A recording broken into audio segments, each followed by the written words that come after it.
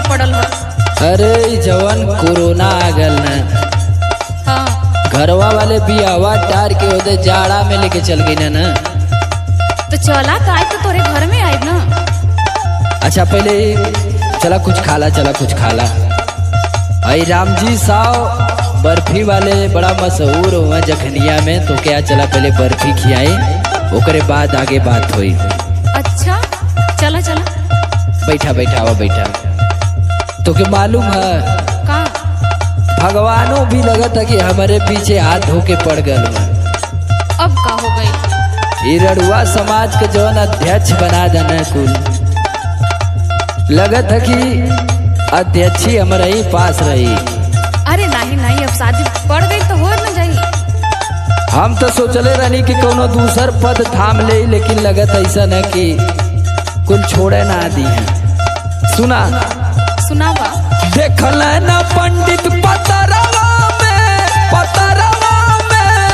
पड़ गई शादी खतरवा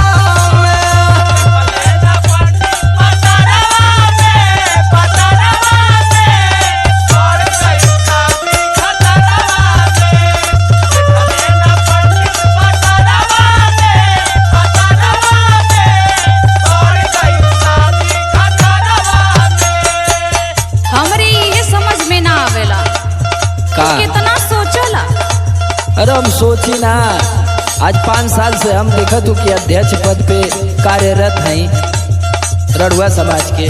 सुना सुना सुनावा। रोवा जो निसुगा लचरवा में गहिया आए बसुताई हुआ चरवा में।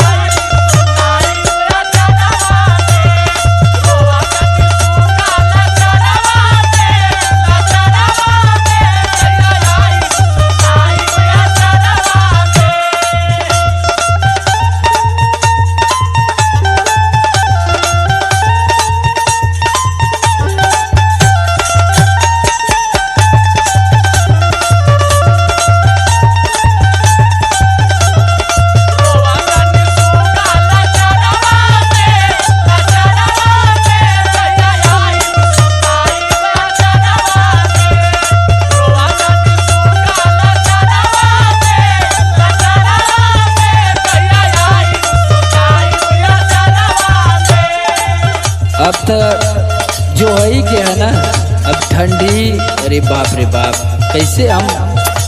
अरे इतना चिंता मत करा, तब ले आ जाए हम ना। सुना सुनावा।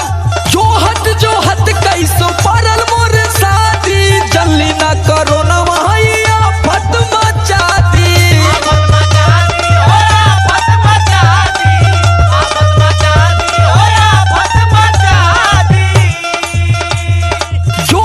जो हद कैसो परल मोर शादी, जल्दी ना करो ना वही आफत मचा दी।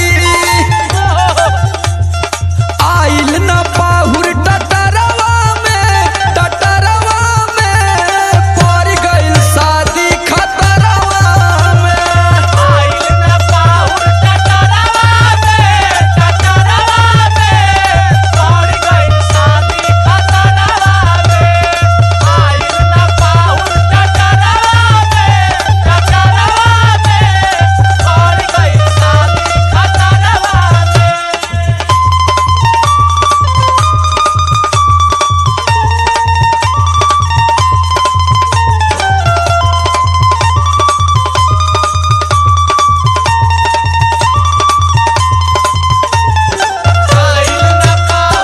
डीजे नीरज कुमार बाबू।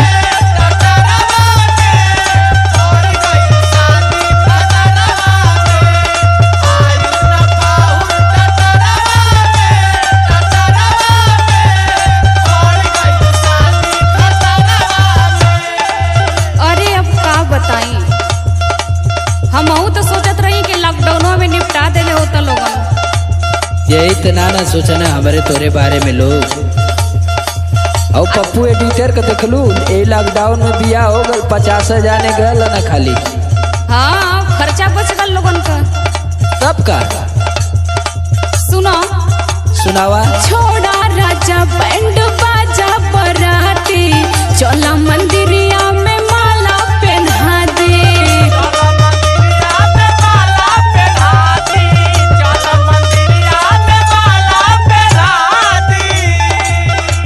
अरे ये तो बहुत आसान है, लेकिन समाजों के देख के चले के है ना।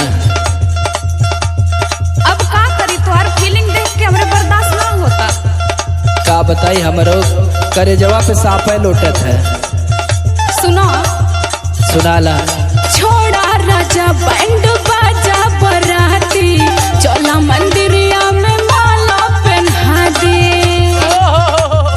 समर आलोक मिलब ना बजरवा में, बजरवा में जहिया आइब सुताइब अचरवा में। समर आलोक मिलब ना बजरवा में, बजरवा में जहिया आइब सुताइब अचरवा में।